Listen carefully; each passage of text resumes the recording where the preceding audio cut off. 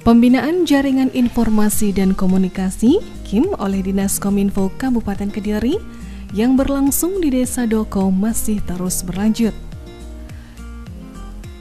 Setelah sejumlah paparan narasumber dari LSM Suar Indonesia, acara diteruskan dengan materi selanjutnya dengan tema pengendalian HIV/AIDS dari Dinas Kesehatan Kabupaten Kediri.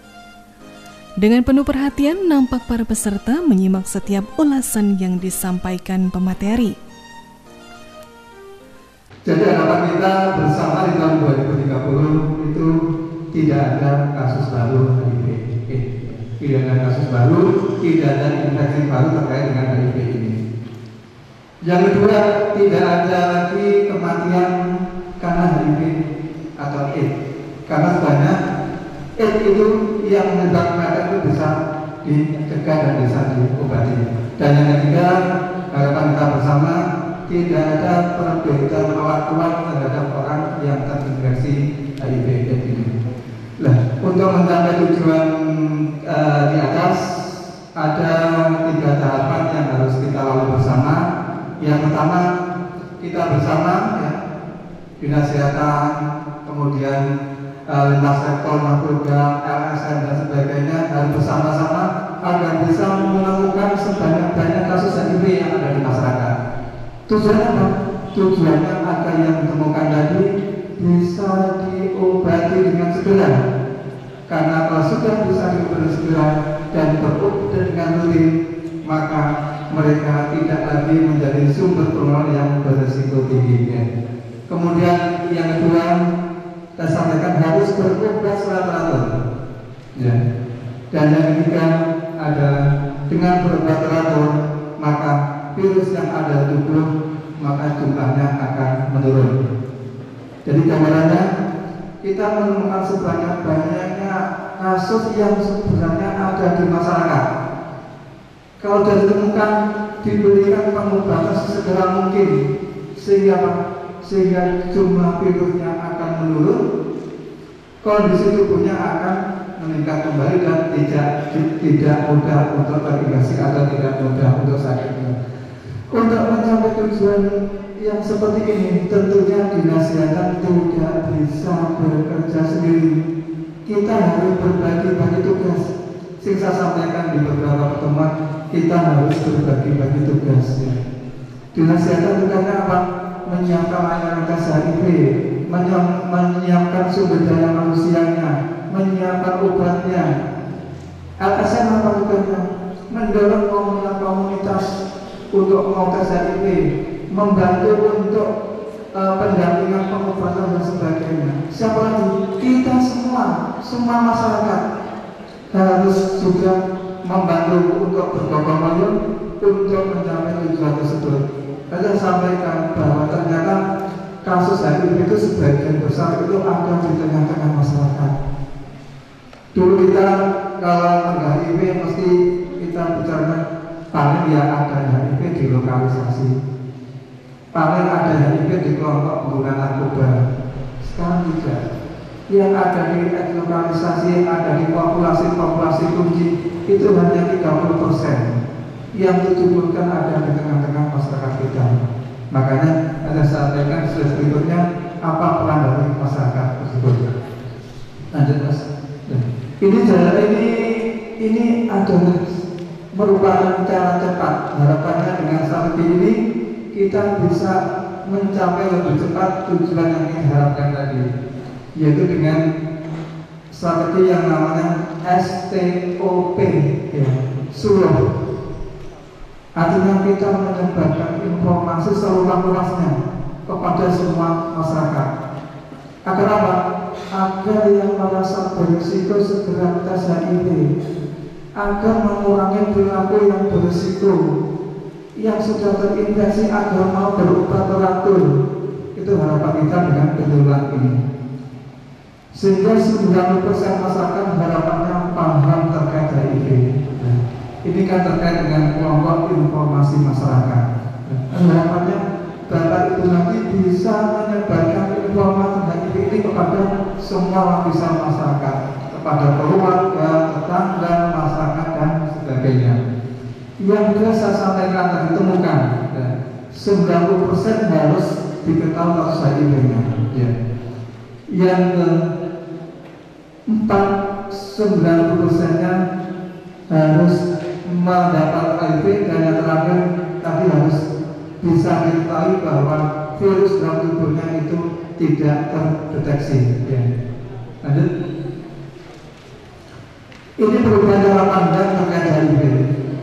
Yang pertama dulu kita kalau mendengar HIV berarti sebetulnya sudah tidak ada harapan hidup, ya.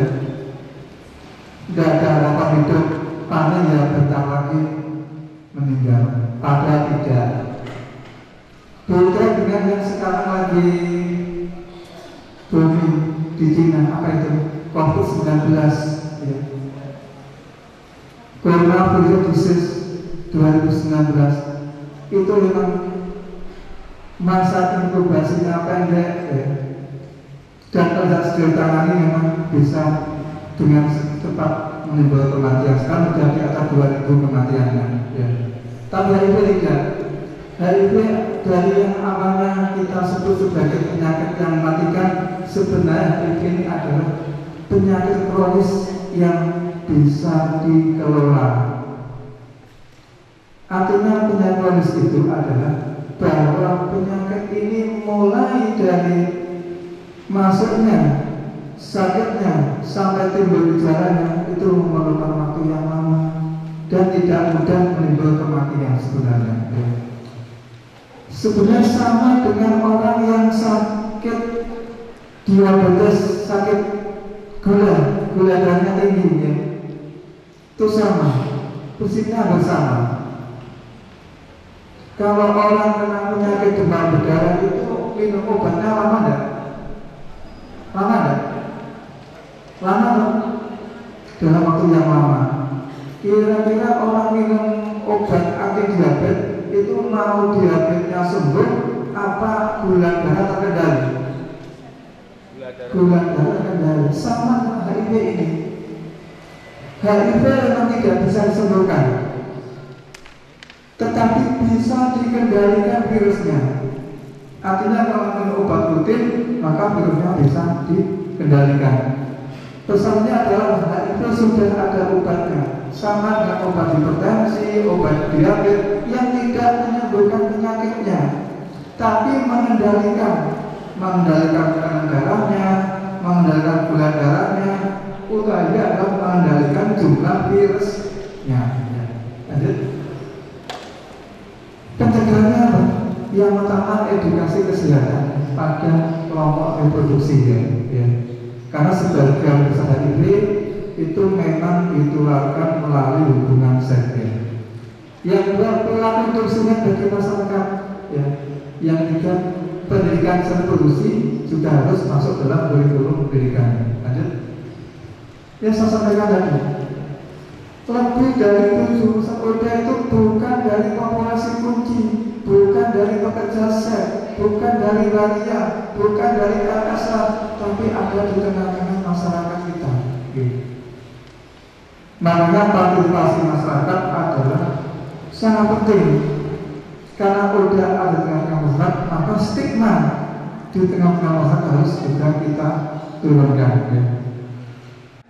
Bapak Ibu sekalian, kata kunci yang disampaikan oleh Pak Arsul yang pertama adalah ini angka kumulatif.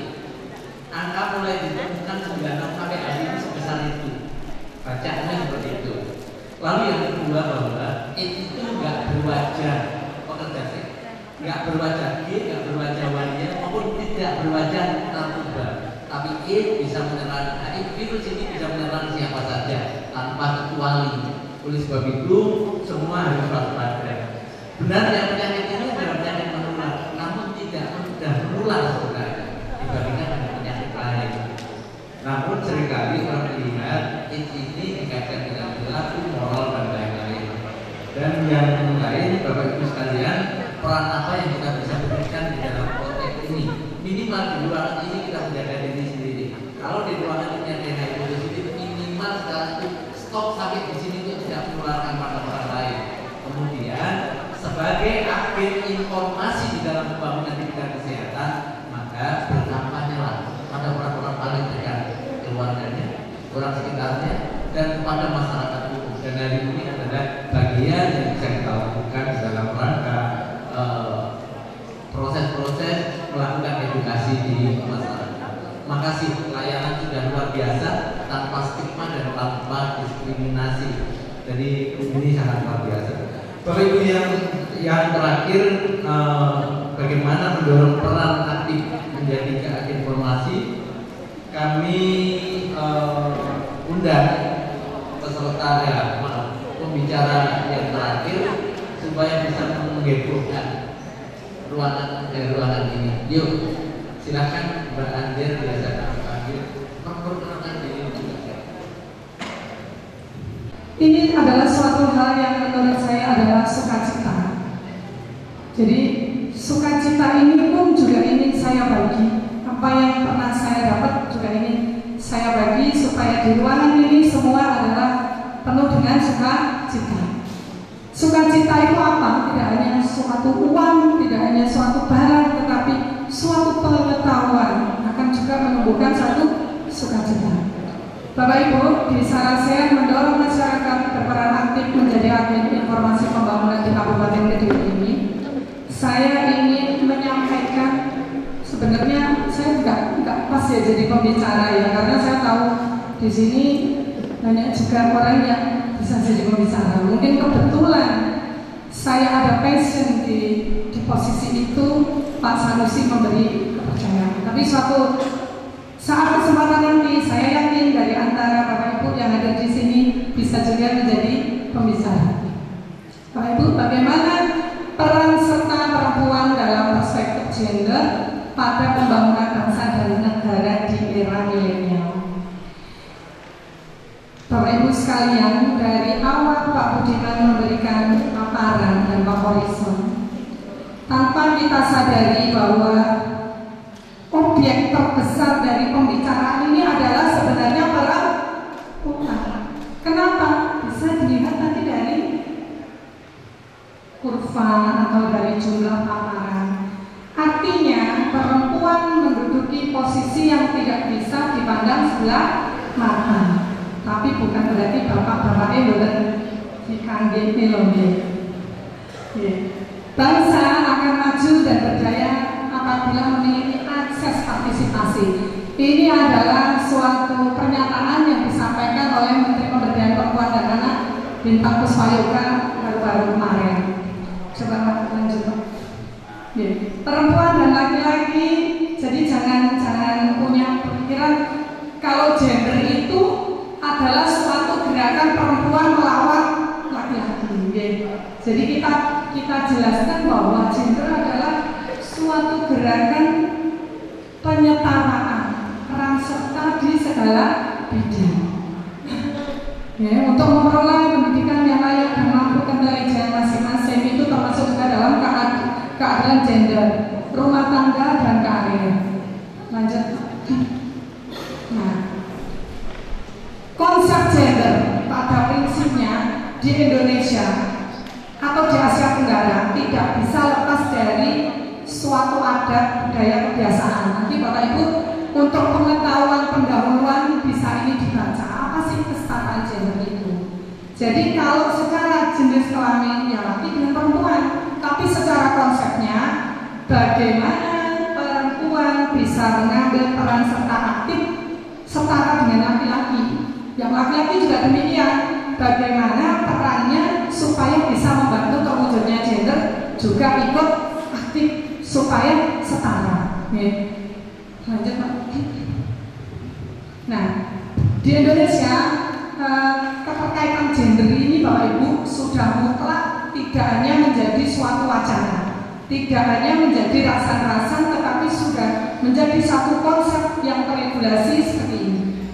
Jadi mulai dari Undang-Undang Dasar 45 tentang HAM, kemudian tentang perlindungan anak, tentang pemilu, bahkan 10 tahun terakhir setelah reformasi, perempuan diberikan sedikit, saya katakan 30% keikutsertaan di dalam legislatif. Memang harus kita akui dengan jujur bahwa gender di Indonesia masih setengah hati. Nah, itulah sebabnya saya sangat tertarik ketika beberapa lembaga-lembaga mengundang saya untuk senantiasa mengumandangkan tentang kesetaraan gender.